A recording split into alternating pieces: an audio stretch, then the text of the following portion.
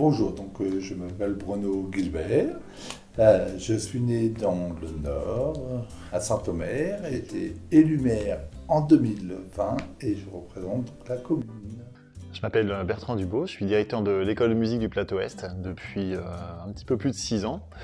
Je suis par ailleurs musicien à l'orchestre de la police des gardiens de la paix, l'orchestre des gardiens de la paix de Paris, pardon. Donc je m'appelle Jocelyne Fréville-Vion, donc je suis retraitée de l'éducation nationale. Je m'appelle Joël Dumontier, je suis né à Saint-Pierre-Tranquille. Eh bien, je m'appelle Mireille Prézier. Je suis née le 19 août 1943. J'étais secrétaire à Paris-Normandie. Monsieur Prézier, Christian. Je suis né le 1er mai 1934 à Pont-l'Évêque, enfin bref. Et j'étais aussi à Paris-Normandie. Philippe Merlevède, marié, 3 enfants, avec Annie Merlevède. Bon, je m'appelle Roland Lepage, je suis retraité, bien entendu. Alors, je m'appelle Thierry Laridon, je suis marié à Stéphanie, j'ai 2 enfants de 18 et 15 ans. Dans la vie de tous les jours, je travaille à la mairie de Rouen en tant que responsable des piscines et patinoires. Et depuis un an, je suis adjoint à la mairie de Franqueville en charge des sports et de la jeunesse. Je m'appelle Michel Lefrançois. J'habite rue de la République, je suis né en 36, ça fait 86 ans bientôt. Moi je m'appelle Gérard, le frère de mon frère aîné. Et je suis né le 5 septembre 38, donc j'ai 82 ans. Et puis je suis né à Franqueville et j'y suis encore. Et pour le temps encore, peut-être. Et je me suis marié à Franqueville-Saint-Pierre avec la personne d'à côté.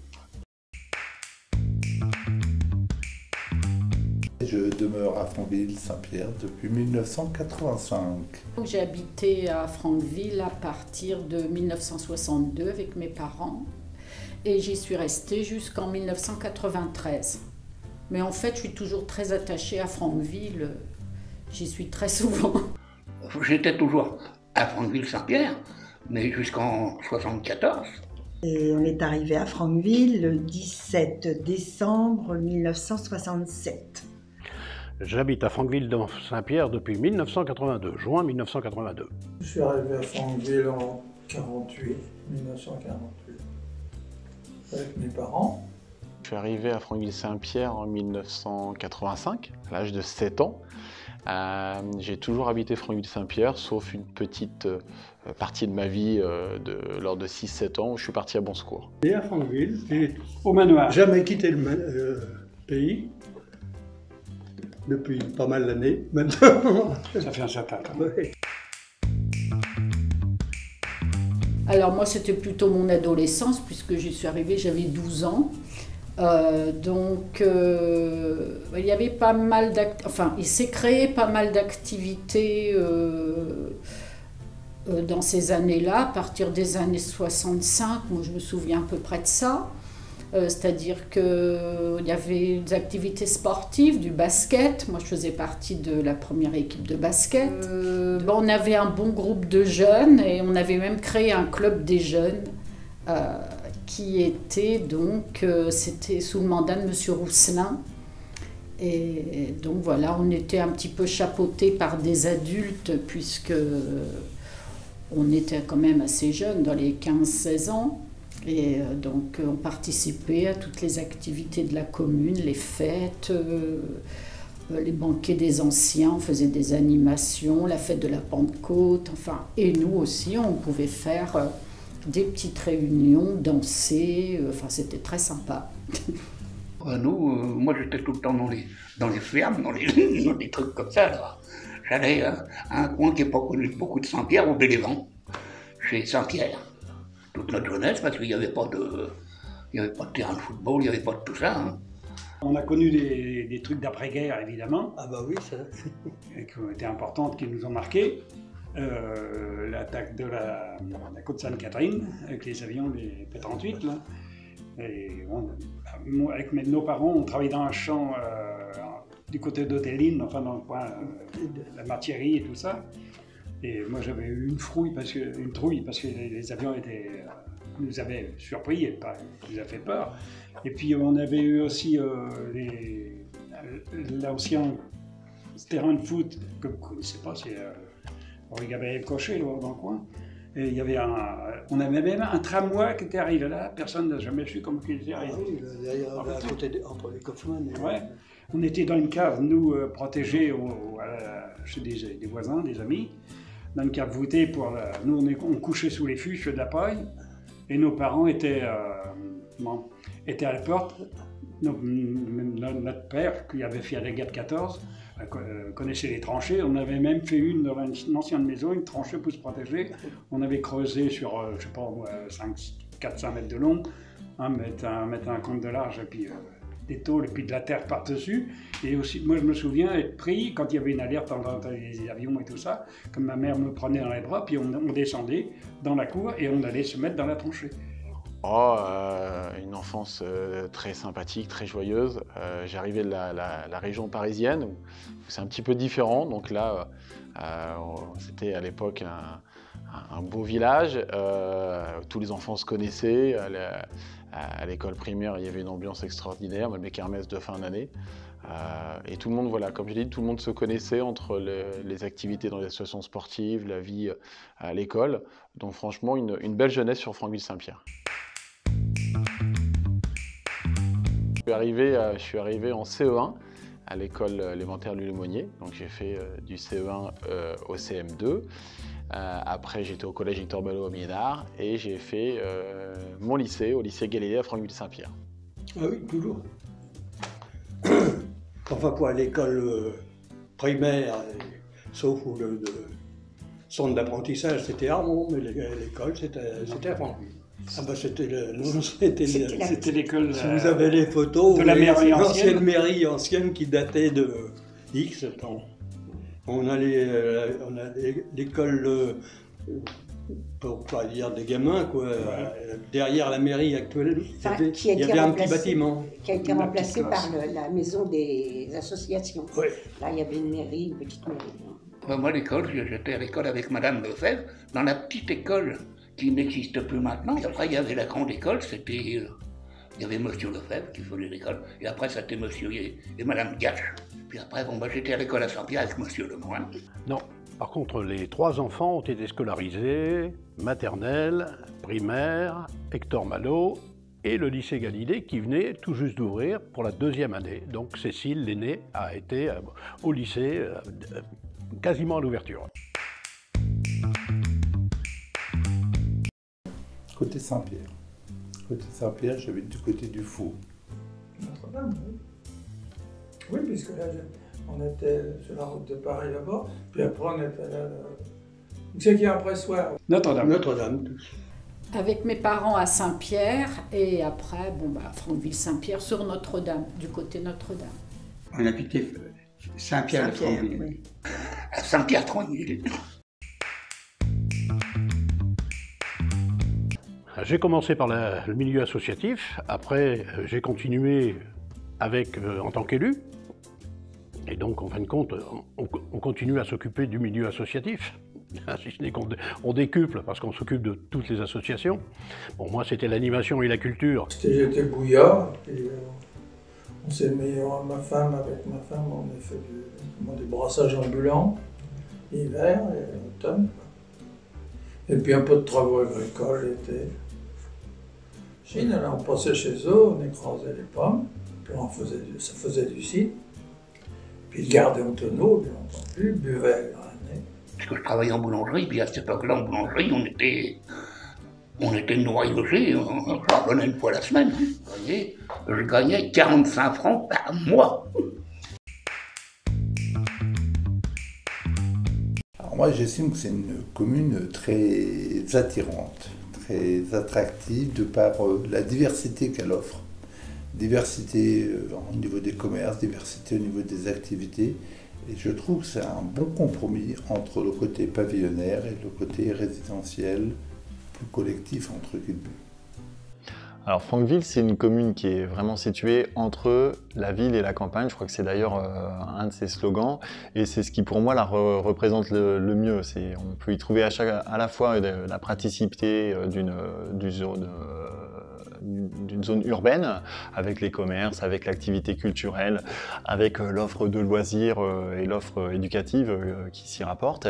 Et puis à côté, il suffit de faire quelques dizaines, voire quelques centaines de mètres pour se retrouver à la campagne, que ce soit dans la commune ou juste à sa périphérie. Et c'est vraiment, je pense, un lieu assez unique pour ça. C'est la frontière entre la ville et la campagne. Et je pense que c'est ce qui définit le mieux Franqueville-Saint-Pierre. Ben, je dirais que c'est une commune très dynamique où l'on peut trouver de nombreuses activités, aussi bien sportives que culturelles, de nombreux commerces. Donc voilà, c'est une commune très agréable à vivre. Moi, j'y ai vécu quand même quelques années et c'était très agréable. Je dirais que c'est une ville où il se passe toujours quelque chose. Et moi, j'ai eu l'avantage de la connaître en village. On pouvait encore l'appeler en village parce qu'il y avait moins de 3000 habitants. Et quasiment 40 ans après, on est à 6300 habitants. Et je crois que maintenant, tous les habitants ont tout ce qu'il faut à leur disposition et avec un tissu associatif très dense. Alors déjà, on a la chance d'être à proximité d'une grande ville, Rouen. On est à 10 km, donc c'est un atout. Autre atout, effectivement, sur Franqueville et sur le plateau, on a tous les services de proximité. Et de l'autre côté, on a encore cet esprit campagne où dès qu'on s'écarte un petit peu, on est dans les champs, dans la plaine. Donc voilà un petit peu les atouts, la proximité d'une grande ville et, comment dirais-je, cette vie à la campagne.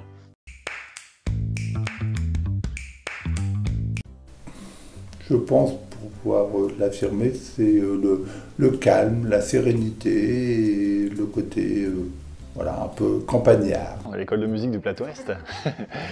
Non, parce que plus sérieusement, effectivement, la vie culturelle qui s'y rapporte, parce que moi, c'est mon centre d'intérêt principal, c'est d'abord mon domaine de compétences.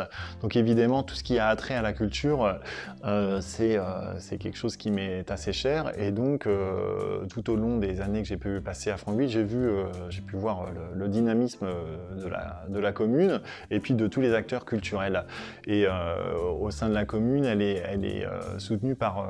Et elle soutient plein d'associations avec lesquelles on travaille. Et c'est ce monde associatif qui est assez fort, qui est très dynamique, que j'apprécie énormément en y travaillant tout au long de l'année. La proximité, enfin tout ce on y trouve tout ce dont on a besoin en fait. Donc, et c'est près aussi, c'est très près de la ville, puisque avec les transports en commun sont très fréquents. Donc voilà, on ne peut pas dire la ville à la campagne, mais c'était presque ça. À Franqueville, moi, ce que j'aime le plus, à Franqueville, ce que j'aime le plus, je dirais que c'est encore le côté humain que l'on a, où je ne peux pas aller à la boulangerie à pied, c'est pas possible. J'habite à 10 minutes de la boulangerie, mais je mets 3/4 d'heure à 1 heure, parce que je rencontre toujours quelqu'un, et donc c'est très difficile d'aller à pied. Qu'aimez-vous le plus? Il y a beaucoup de choses. En tout cas, moi, ce que j'aime bien, alors j'habite pas très loin de la place des Forrières, donc ce que j'aime bien, c'est pour aller faire mes courses à pied. Voilà, acheter mon pain, aller à la boucherie, etc. Tout ce service de proximité, je peux le faire à pied. Et c'est un vrai luxe de ne pas prendre de voiture et vraiment de faire ses courses. Voilà, comme je dis, à pied. C'est vrai que j'habite juste à côté, mais pour moi, c'est ce que j'aime le plus, même le matin, aller chercher du pain frais à la maison et revenir à la maison à pied, c'est pour moi un vrai bonheur. Moi, je trouve qu'il y a tellement de différences qu'on est forcément mieux. Hein. Alors, quand on est arrivé, il n'y avait pas de boulanger. C'était le boulanger de Beauce, puis celui de Belleboeuf qui faisait les tournées. Hein. On a quand même du progrès. Hein. Maintenant, on a des pharmaciens. Alors, moi, je sais pas, on n'a pas le droit de se plaindre, pourquoi?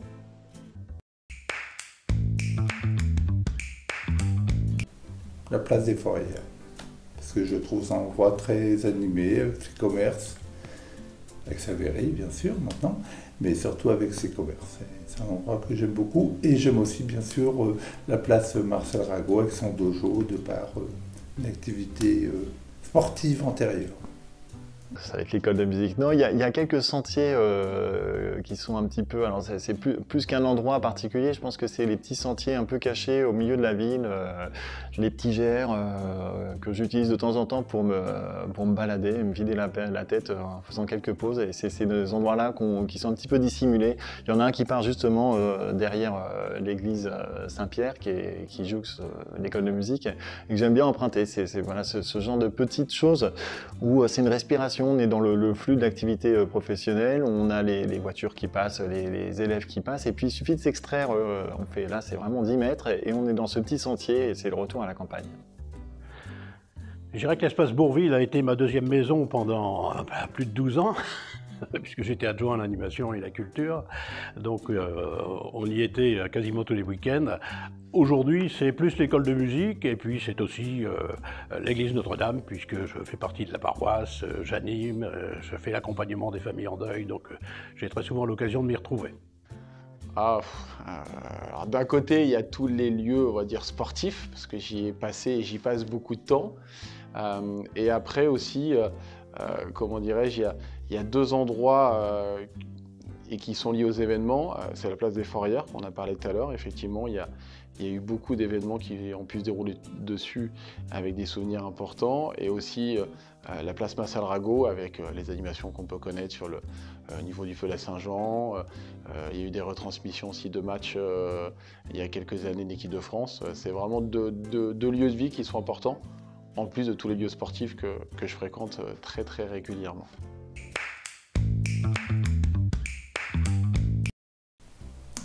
Ce qui m'a le plus marqué à Franqueville, c'est certainement les fêtes de Pentecôte, les fêtes très communales, les fêtes très populaires au sens noble du terme. Je veux dire par là que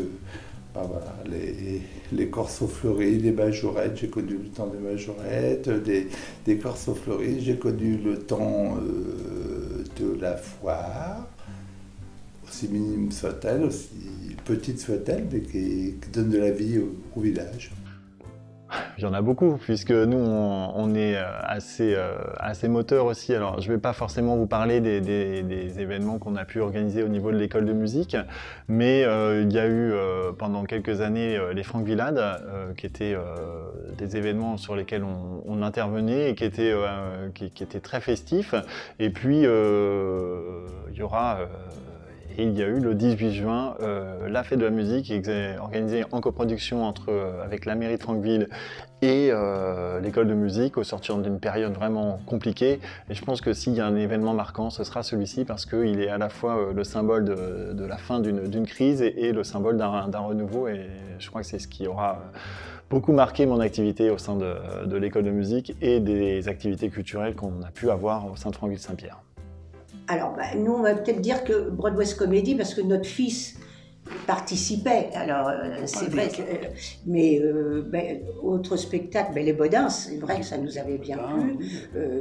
Il y a eu les Fest-Noz aussi, on a des bons souvenirs des Fest-Noz. Donc, on a organisé le feu de Saint-Jean. Les feux de Saint-Jean, on avait 200 personnes à s'occuper.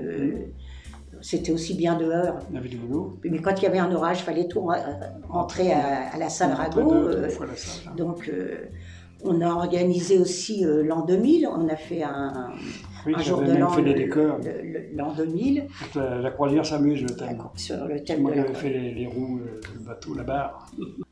Alors, il y a un événement incontournable à Franqueville, c'est les fêtes de la Pentecôte.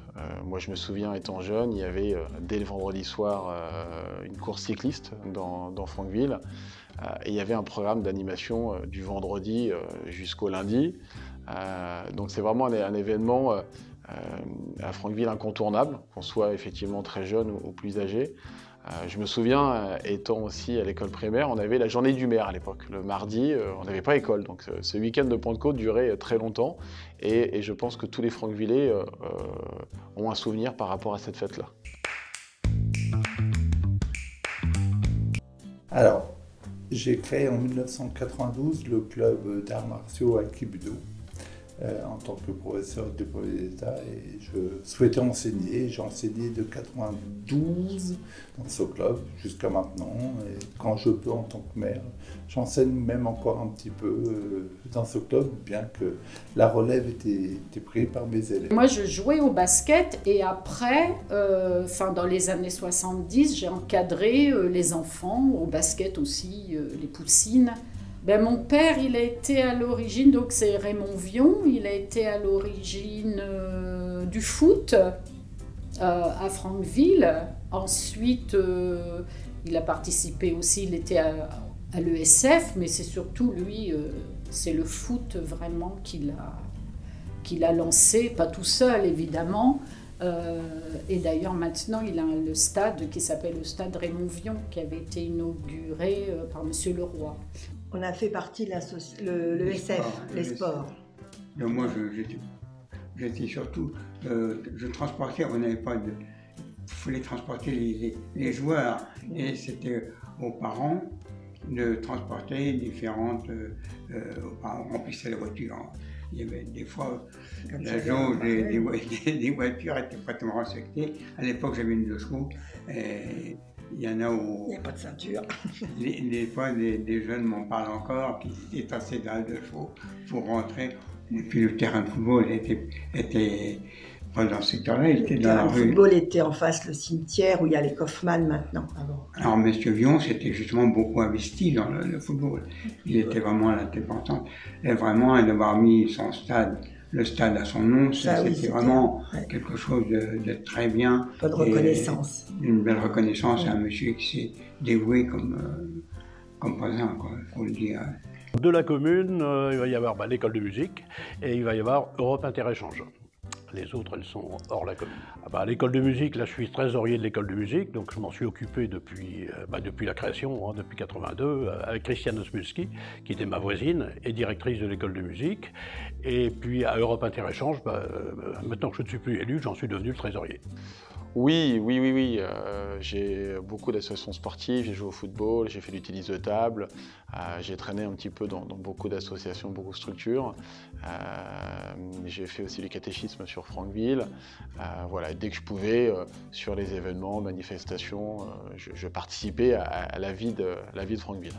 Je joue au speedminton, alors sauf en ce moment avec la crise sanitaire, mais je joue au speedminton tous les lundis soirs au lycée du gymnase Galilée. J'étais la trésorière d'animation et donc avec l'âge j'avais des petits-enfants à m'occuper, on a arrêté tout ça et mon mari, on faisait partie du groupe d'animation tous les deux, donc on a cessé. Puis là, on s'occupe de nos petits-enfants. Et on a participé à pas mal aux associations d'ailleurs pendant 30... on s'occupait de la danse, malgré qu'on avait que des garçons. Ah oui, c'est moi qui montais les bars et les glaces. Alors, dans le cadre associatif, moi j'ai en souvenir un très gros événement que nous avions organisé avec le concours de la mairie. C'était un stage national, donc qui regroupait, qui faisait venir des pratiquants de la France entière avec un grand maître parisien. Et cet événement s'est déroulé à la salle des sports en face le lycée Galilée. Et donc, autre souvenir à titre personnel, je me souviens de mes enfants, dans la première maison, parce que j'ai changé 3 fois de lieu à Franck-Saint-Pierre, mais dans la première maison, mes enfants derrière ma maison donnaient à manger à l'âne. Maintenant, c'est devenu l'espace Bourville, l'espace que tout le monde connaît. Comme souvenir, c'est ce que je disais, le côté festif. Bien sûr, on a des souvenirs personnels, l'église, le baptême de mes enfants dans l'église de Franck-Saint-Pierre, qui est un moment quand même toujours privilégié, familial et auquel je suis assez attaché. On a fait un concert hommage à Christiane Osmulski, qui est l'ancienne directrice et puis la fondatrice de l'école de musique du Plateau Est, il y a de cela plus de 35 ans, qui est malheureusement décédée. Et on a fait un concert hommage à cette grande dame de la musique qui était non seulement directrice mais aussi musicienne il y a 2 ans. C'était un moment assez formidable. Là, on a lié un nombre d'acteurs du milieu musical et du milieu artistique en général assez impressionnant, avec le soutien de la commune, avec le soutien de toutes les écoles de musique et de tous les musiciens de la métropole. C'était un événement vraiment qui restera gravé dans nos mémoires et voilà, s'il n'y en avait qu'un à retenir, ce serait celui-là. J'aimais bien tout ce que faisait, enfin tout ce qui était au niveau de l'ESF, c'est-à-dire la réunion. Enfin, il y avait beaucoup de gens qui participaient et on faisait beaucoup de soirées avec l'ESF qui attiraient énormément de monde. Le buffet campagnard était et la salle Rago était pleine de monde à chaque fois. Voilà, c'était des fêtes sympas, quoi. On dansait, et puis ça rapprochait les gens. Un souvenir très positif.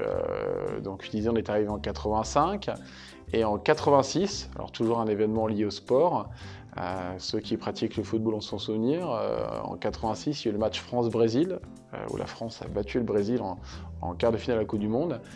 Et juste après ce match-là, c'était le feu la Saint-Jean. Et je m'en souviens avec mes yeux d'enfant, le feu la Saint-Jean était un peu retardé, quoi. Tout le monde regardait le match et tout le monde s'était retrouvé sur la place Marcel Rago pour le feu la Saint-Jean et fêter cette qualification de l'équipe de France. Et effectivement, comme je l'ai dit, en arrivant de la région parisienne, on ne retrouve pas ça, on ne retrouve pas comment dirais, ces événements populaires. Et là, tout le monde avait regardé le match et tout le monde sortait en même temps des maisons et tout le monde allait vers la place Marcel Rago. Voilà, moi j'avais 8 ans et je regarde un souvenir, c'était un de mes premiers souvenirs d'enfant et de sport, et en plus c'était positif, donc c'était une super journée, super soirée. Un souvenir, là c'est des souvenirs, donc là effectivement, oui, bah, effectivement il y a je dirais l'organisation des soirées cabarets qui ont été réalisées à l'espace Bourville, créé, réalisé et monté par des jeunes du lycée, dont ma fille faisait partie, Cécile, avec ses copines de lycée et une certaine Christelle Teuret qu'on retrouve aujourd'hui comme professeure de théâtre. Donc là, c'était des spectacles qui ont été montés 3 ans de suite, avec du théâtre, de la danse, des sketchs, de la musique, et 2 heures de spectacle complètement montés par eux. Voilà, on se traînait avec Jean-Pierre, et puis on était au Hasga, puis il avait monté l'échafaudage jusqu'au haut du clocher, et on a été chercher 1 litre de pinard, c'est bien Martreuil, pour monter au haut du clocher. Bah, on était avec le matin, on avait payé 1 litre de pinard au couloir, hein, pour monter avec eux là-haut, on a monté jusqu'en haut. Qu'on pêchait les poissons rouges et ainsi de suite. On faisait du cross autour de la mare. L'ancienne mairie, hein. C'était toute la place de parking, c'était la mare. On a fait des glissades l'hiver. Bah oui. Ben écoutez, moi je me souviens surtout, nous on habitait au lotissement, ce qu'on appelle le lotissement du château, qu'on appelait le lotissement du château, qui était le premier lotissement sur Saint-Pierre de Franqueville, à côté de la mairie, l'ex-mairie, enfin qui n'existe plus maintenant, qui est la maison des associations. Mais donc on était tout près. Et mon père était conseiller municipal et c'était quand même assez houleux, d'après ce qu'il pouvait nous raconter. C'était très vif au niveau des échanges parce qu'il y avait... Saint-Pierre, c'était vraiment une commune très rurale et Notre-Dame de Franqueville, c'était entre guillemets, on va dire plus bourgeois, mais c'était présenté comme ça. Et donc, bon, il fallait que chacun arrive à s'entendre et c'était quand même assez compliqué. Et en plus, moi je me souviens que mon père, il faisait partie un petit peu, il faisait partie des nouveaux de la commune, puisqu'ils étaient plusieurs conseillers municipaux de ce lotissement. Et bon, donc eux, ils étaient favorables à la fusion des 2 communes, mais ce n'était pas le cas a priori Voilà. Donc c'était assez houleux, je me souviens.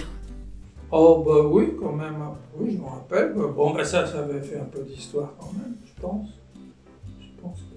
Je pense qu'il y en a qui se croyaient lésés, peut-être. Par exemple, Saint-Pierre la commune était plus petite, peut-être qu'il y avait moins d'impôts, je ne sais pas, je ne peux pas dire. Je sais qu'à ce moment-là, il y en a qui étaient contre, forcément. Mais ceux qui étaient contre, c'était plutôt les gens de Saint-Pierre, je crois. Pour eux, ils se sentaient, on ne sait pas comment dire ça, avalés par Franqueville. Mais pas tous, bien entendu. Hein. Je me rappelle, il me semble, le maire, ma mère, c'était le bagnard. Ouais, mais enfin, moi je trouve que c'était une bonne chose. Hein. Moi je pense. Je m'en suis pas rendu compte, hein, mais ça ne faisait pas grande différence. Hein. Comme nous on était à Franqueville, c'est peut-être les gens de Saint-Pierre, peut-être. Oui, peut-être qu'après il fallait qu'ils viennent à la mairie de Franqueville. Mais la mairie de Franqueville était à 300 mètres de la mairie de Saint-Pierre, hein, puisqu'elle était juste au bout de la rue. Et puis la mairie de Saint-Pierre était en face de l'église de Saint-Pierre. Alors, ça, non, pour venir à la mairie, ça ne changeait pas grand-chose. Mais c'est peut-être, je vous dis, peut-être des propriétaires fonciers, ou peut-être qui avaient peur de payer plus cher, peut-être. Hein. Enfin, ça s'est quand même arrangé. Hein, ça ne se dispute pas comme maintenant. Ça ne passait pas à la télé. On peut dire que dès que M. Lemonnier a évoqué dans des réunions l'envie de jumeler les deux communes, aussitôt on a été, nous les jeunes arrivants, quoi, on était jeunes à l'époque, on était entièrement d'accord.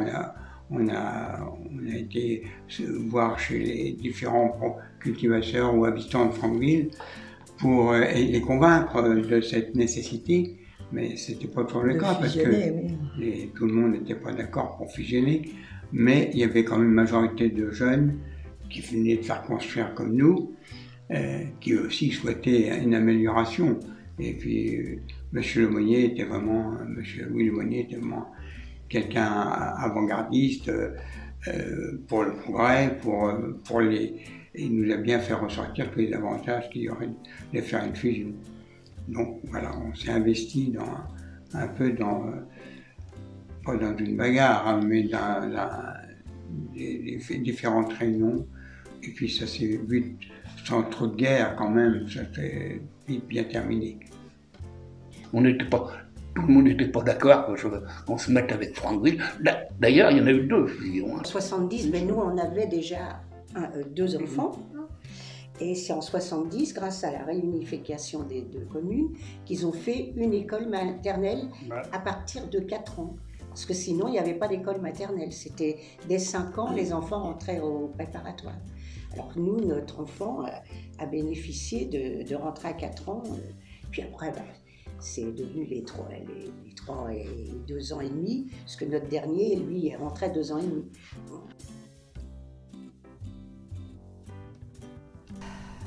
C'est-à-dire qu'il n'y avait pas de commerce, très peu. Qu'est-ce qu'il y avait comme commerce? Il y avait une petite supérette, là où se trouve le tabac, en face de l'église. Là, c'était une supérette, avec certainement un bar, mais je ne m'en souviens pas. Il y avait déjà le bar de l'église qui était là. Et puis, il y avait le bar de la Garenne, sur la route de Paris. Je me souviens qu'il y avait aussi, près de la place Rago, une quincaillerie, je crois, qui était tenue par Madame Fortier. Et plus loin, vers l'église de Saint-Pierre, il y a eu une mercerie qui était tenue par Madame Mortreuil. Voilà. Il y avait le Verbocage, qui était très réputé.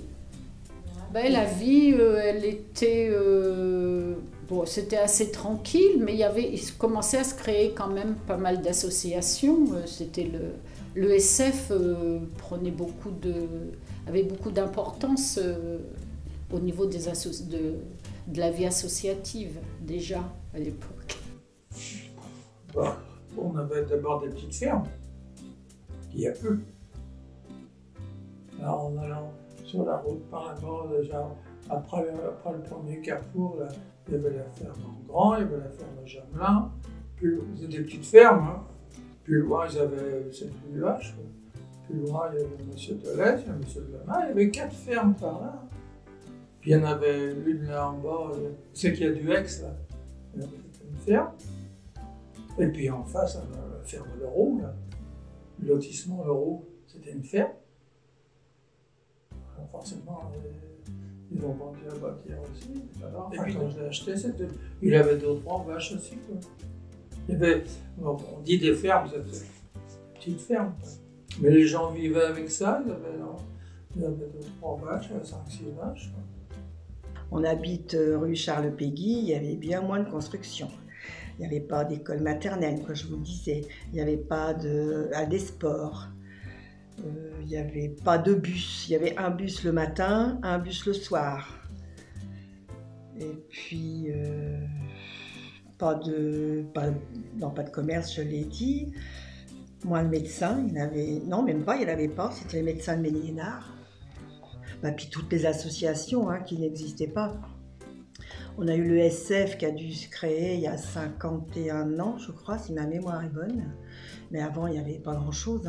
Avec encore à l'époque des petites boutiques à l'ancienne, telles que Madame Fortier, qui était une petite quincaillerie sur la place du village. Et c'était un aspect rural à l'époque, quand on est arrivé. Et c'est pour ça qu'on avait envie que ça change, qu'on voulait autre chose dans la commune, tout simplement. Ben oui, je vis dans la rue de Saint-Pierre, de l'église de Saint-Pierre, à aller jusqu'au monument, c'était toujours la route, elle est toujours restée la même. Sauf que il y avait la mer dans le temps, la place de la salle Narago, il y avait une mer, il y avait la petite quincaillerie de l'autre côté, c'était Madame Fortier. Puis après, il y avait le bureau de tabac, c'était M. Rousselin. Après, le centre commercial, ça n'existait pas, c'était la ferme Arlon-Bastien, qui a été rasée pour faire le centre commercial. Et après, il y avait encore une autre épicerie un petit peu plus loin, jusqu'au carrefour du monument aux morts. Après, à droite, on retournait pour descendre la côte de Wellington, je crois, oui, c'est ça. Et il y avait encore une épicerie là au coin, c'était Madame Lheureux. Puis après, on allait dans le fond de Franqueville, mais dans le fond de Franqueville, il n'y avait presque plus rien. Il n'y avait qu'un bonhomme qui réparait les mobilettes, c'était Monsieur Delamer. C'était encore la campagne, surtout. Il n'y avait pas de trottoir, les enfants. Non, il n'y avait pas de trottoir. Il n'y avait pas de trottoir. On voyait encore des verres luisants sous les trottoirs dans l'herbe. Des sauterelles. Et puis les bordures de route, c'était comment on appelle ça, c'était de l'herbe, quoi, c'était sauvage. Moi, mon fils, quand il est allé à l'école, à 4 ans, on disait bien avec l'autre petit qui l'emmenait, il faut bien rester sur le côté, parce que lui, il allait à Saint-Pierre. Ils ont commencé l'école là, à Saint-Pierre. Après, c'est revenu sur la fusion de Franqueville-Saint-Pierre. En car. Il y avait un car. Donc moi j'y allais tous les jours puisque j'allais au lycée. Donc on prenait le car à 7h20 pour arriver à 8h30 au lycée en centre-ville. Et le soir, je le reprenais à 17h30 à Rouen. Mais il ne fallait pas rater le car parce qu'il n'y en avait pas beaucoup. Donc voilà, c'est tout ce qu'il y avait. Il y avait un car. C'était la Stao à l'époque, le car de la Stao. En vélo. Moi, j'allais travailler à Blainville-Crevaux en vélo. Et en boulangerie. À partir d'ici jusqu'à Blainville, je mettais une petite heure. J'ai commencé par une petite 201, puis après on a eu une GS, Citroën GS. Enfin, on allait à Rouen, mais on pouvait aller dedans. Par exemple, on allait au Grand Pont, on allait partout. Je me rappelle, on allait chez Monoprix, tout ça, on se garait à côté. Maintenant, vous ne pouvez pas rentrer dans le monde. Vous pouvez rentrer, mais vous ne pouvez pas vous garer. Il faut aller dans un parking souterrain. Bon, les gens, c'est bien le soir, tout ça, les jardiniers.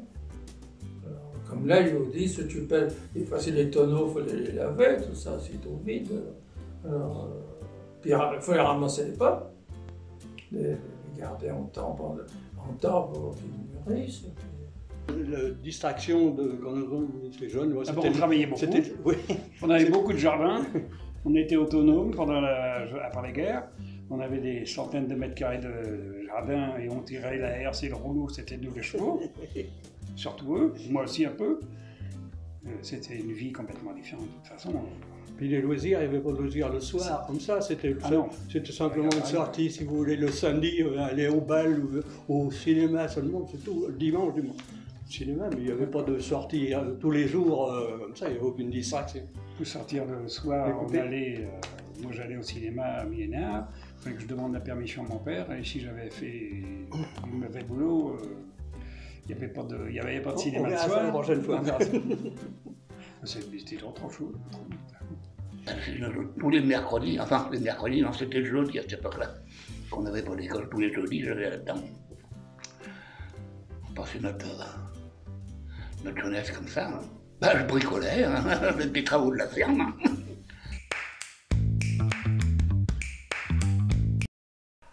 Alors pour ma part, j'ai des souvenirs très précis avec mes enfants, de suivre le cortège des majorettes qui remontaient la rue de la République. J'ai des souvenirs de retraite au flambeau, où toutes les personnes ensemble allaient de la mairie au stade de Vion pour voir le feu d'artifice. Et ça, c'est des souvenirs très, très présents, avec encore tenant la main de mes enfants, allant vers ces moments festifs. J'étais assez consommateur, mais j'étais présent. Mais non, je ne participais pas ni à la confection des phares, ni en tant que majorette, mais je trouvais, il y a eu des moments aussi où je me souviens, où il y avait des moments de rencontres de musiciens, de spectacles de rue de musiciens, et tous ces moments-là, ils sont restés quand même assez présents dans mon esprit. On était très contents de voir arriver les autoscooters tout au début, là, qui commençait un petit peu la fête dans les jours qui précédaient. Et puis moi je me souviens surtout des défilés, parce que ça c'était quelque chose, les défilés de la Pentecôte. À l'époque, chaque lotissement, enfin il n'y avait pas beaucoup de lotissements, mais chaque lotissement faisait son char. Chaque association faisait son char, donc moi comme je faisais partie du basket à l'ESF, il y avait le char de l'ESF.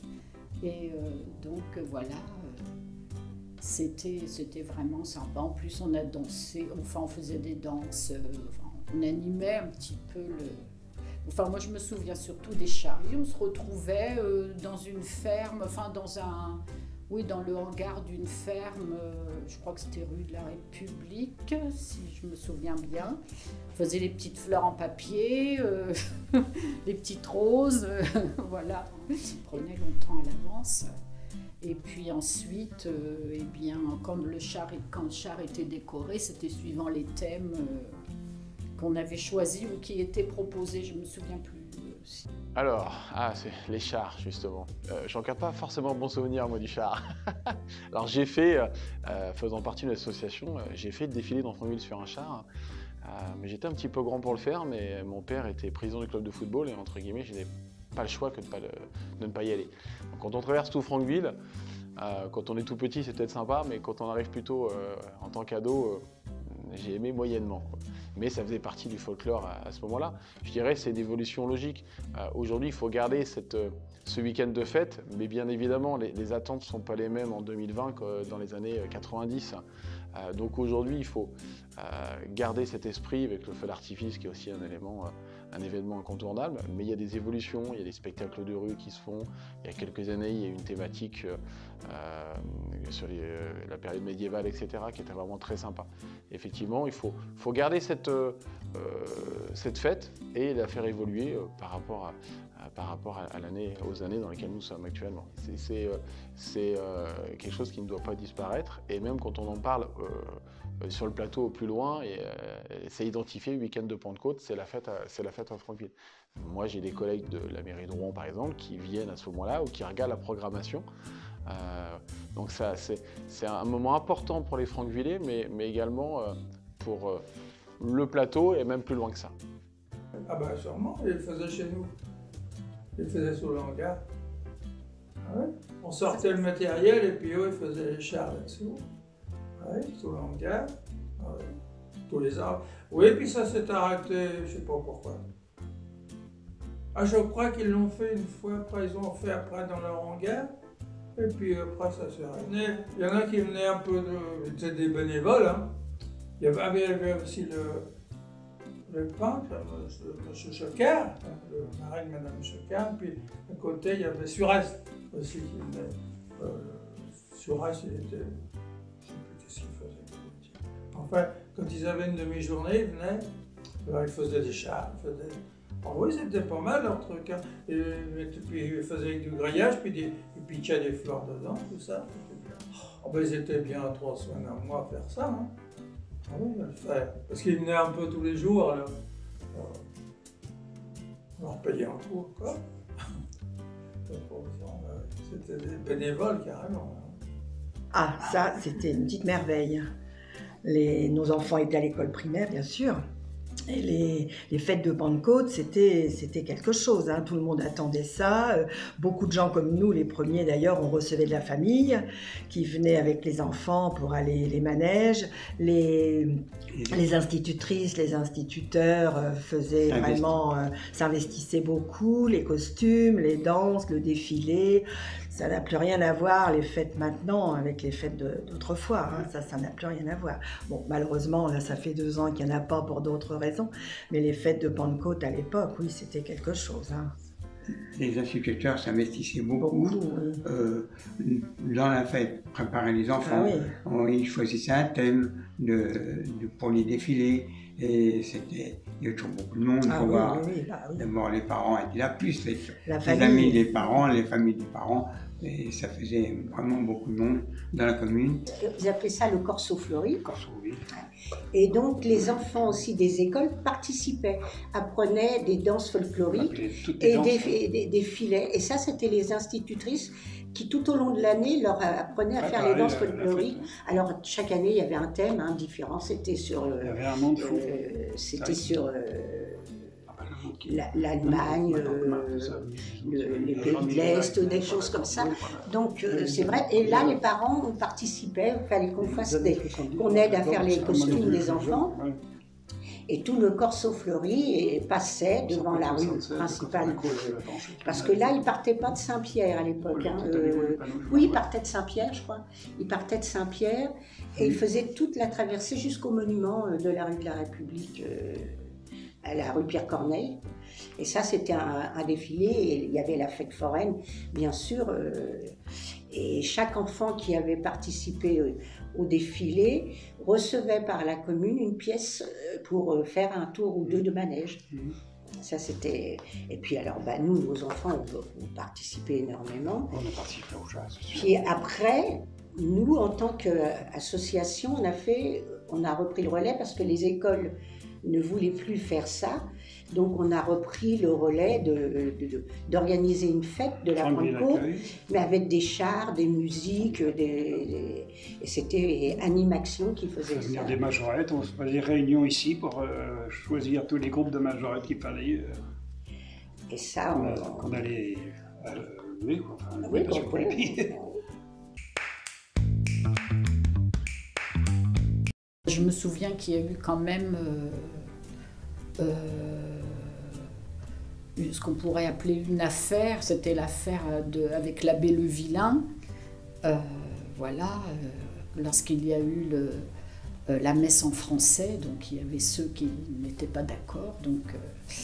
Donc Franqueville était devenu vraiment un lieu de rencontre tous les dimanches, d'affrontement, on va dire.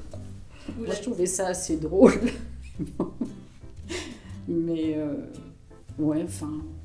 Moi j'étais plutôt pour ce qui était en français, mais je trouvais ça un petit peu exagéré, l'ampleur que ça avait prise, parce qu'on en entendait parler à la radio, je crois même qu'on l'a vu à la télévision. Enfin, il y avait aussi des jets de tomates, de toutes sortes de choses. Oui, comment c'était la Qu'est-ce qu'il a fait? Ah oui, il aurait bien mis un peu la main dans la caisse, je ne sais pas quoi, c'est vrai. Oh oui, ah oui, ça barbe là. On avait été, une fois, j'ai été passer une soirée avec les gars devant l'église, manifester, si on peut dire. Il avait enlevé la barrière, décroché la barrière du Turel, le presbytère. Puis il avait mis des craillages avec des fils de fer marbrés, avec des cartouches, mais des cartouches qui avaient servi, hein. Des cartouches de fusil de chasse, il y avait des cartouches là. Mais comment. Ah oui, je me rappelle quand même, notre garçon, on avait un garçon qui est né en 52. Bon, alors lui, il avait communié.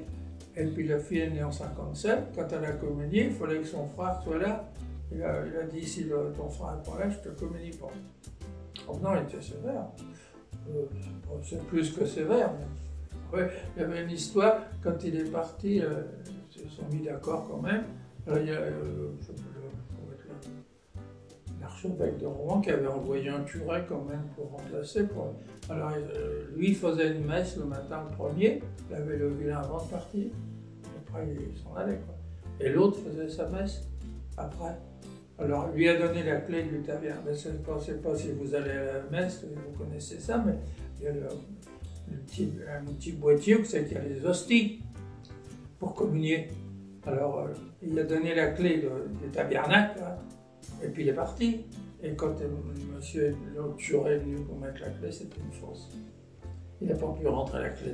Ils n'ont pas pu communier, ils n'ont pas pu ouvrir la porte. Est-ce que le prêtre, oui, c'est ça que je pensais, mais... l'abbé Le Vilain, qui a fait beaucoup parler de lui, hein, ouais. L'abbé Ferton était venu, il est passé à la télévision. Donc on a passé à la télévision. Mais c'était, notre premier fils a fait sa communion avec le catéchisme, avec l'abbé Le Vilain. Alors on savait que c'était... et quand notre fils était enfant de chœur, on savait que tous les enfants de chœur, si les gens mettaient une pièce dans le cornet, il faisait vider les cornets aux enfants pour prendre la pièce. Ça, c'était notre prêtre de l'époque. Alors, le connaître dans le détail, non, mais ça a été l'ancienne mairie de Saint-Pierre. C'était aussi une école. Et je crois qu'après la fusion, ce bâtiment a été plus forcément utilisé ni en tant qu'école ni en tant que mairie, et donc on a pu dans les années 80-90 le récupérer pour que ça devienne l'école de musique de Franqueville-Saint-Pierre. Ah oui, là ce que je veux, parce que c'est l'ancienne mairie de Saint-Pierre. Donc comme on fait la fusion, obligatoirement, on fait le rapprochement entre Saint-Pierre et Notre-Dame. Bon, Notre-Dame, feu Notre-Dame, hein, mais effectivement, oui, je connais bien. Après, c'est devenu le logement du gardien municipal, notre policier municipal.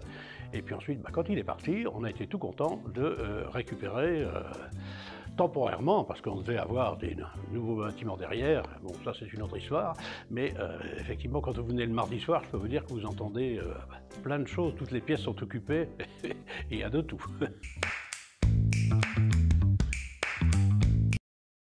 Alors le lieu préféré, c'est la salle Bourvil, évidemment, c'est la salle qui est la plus adaptée, qui a été refaite en plus récemment, qui est vraiment formidable pour tout un tas de propositions artistiques.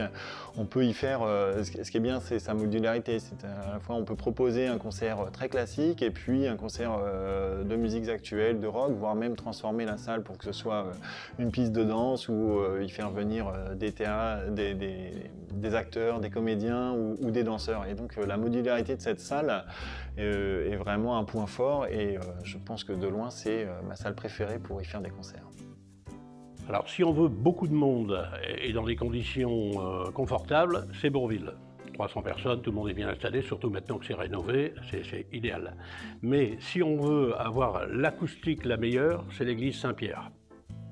Où là, je peux vous dire que l'acoustique, elle est vraiment parfaite. Alors, j'ai été élu en mars 2020, dans une situation un peu délicate, puisque nous avons, comme tout le monde le sait, subi la pandémie, ce qui a rendu complexe la première année d'activité. Nous sortons de cette pandémie et maintenant, j'espère qu'on va pouvoir reprendre un rythme plus régulier dans nos activités, que ce soit des activités vers les Franquevillais, dans nos programmes, puisque nous n'avons pas pu réussir à mettre en place l'ensemble de notre programme, cette première année étant très perturbée. Donc il me reste encore quelques années, 4-5 ans, pour réaliser notre programme. Mais nous allons tenir notre programme.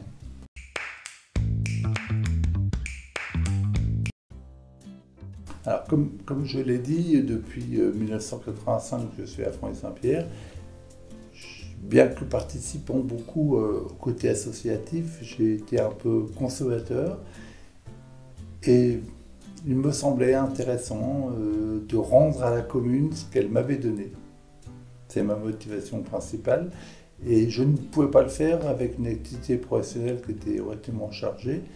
Compte tenu que j'étais en retraite en 2020, j'ai décidé de me lancer et d'offrir mes services aux Franvillais du mieux que je peux par rapport à mes compétences et par rapport à mes convictions.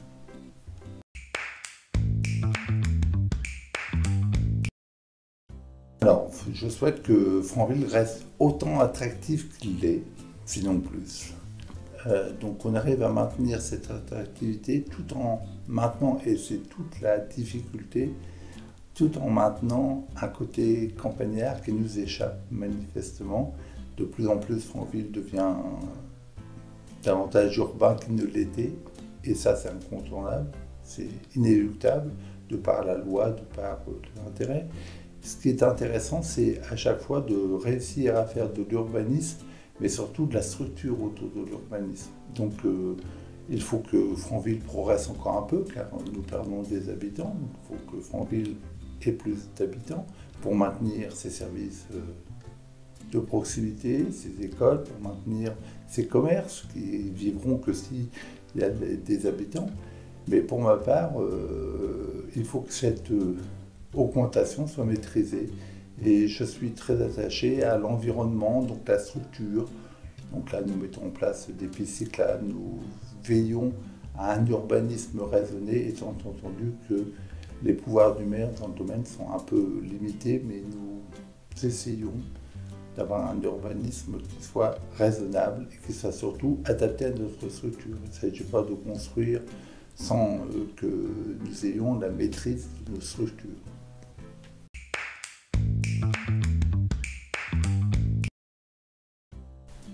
Le plus, manifestement, c'est le contact. Le contact, l'échange, le partage.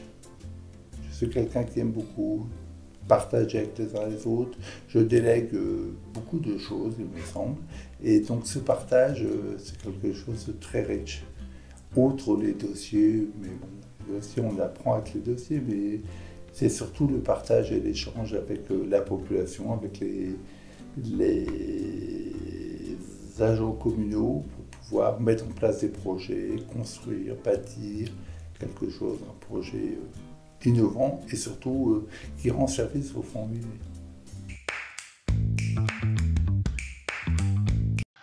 Un souhait pour la commune.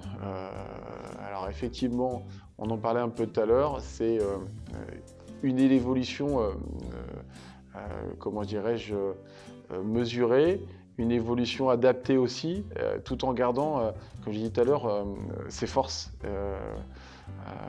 de Franqueville, qu'elle garde son attractivité aussi par rapport à cela. Et l'évolution naturelle, mais qu'on la maîtrise, et ça sera déjà une bonne chose. Qu'elle reste le plus possible à taille humaine, parce que le problème des grandes villes, c'est que ça devient tellement grand qu'après, on n'a plus beaucoup de contacts, surtout maintenant, en plus, Internet, tout, donc il y a de moins en moins de contacts, et le tissu associatif est pour moi essentiel, parce que là, ça permet vraiment la rencontre. La rencontre des enfants, des adhérents, les adhérents entre eux, avec le bureau, là, il y a un contact humain. Je trouve que les personnes, faut qu'ils viennent à Franville-Saint-Pierre. C'est vraiment une commune très agréable parce que une fois encore, elle joint le côté commodité, que ce soit en termes de santé, que ce soit en termes de commerce, commodité en termes d'infrastructure, salle des sports, écoles, et ainsi de suite. Même si, de plus en plus, Franville-Saint-Pierre subit des nuisances liées à l'urbanisation, liées au transport, liées aux difficultés qui sont qui naissent du manque du contournement est, qui font qu'il y a une circulation importante à Franville. Mais il n'en reste pas moins que c'est une commune attachante. Et j'invite toutes les personnes à venir nous rejoindre.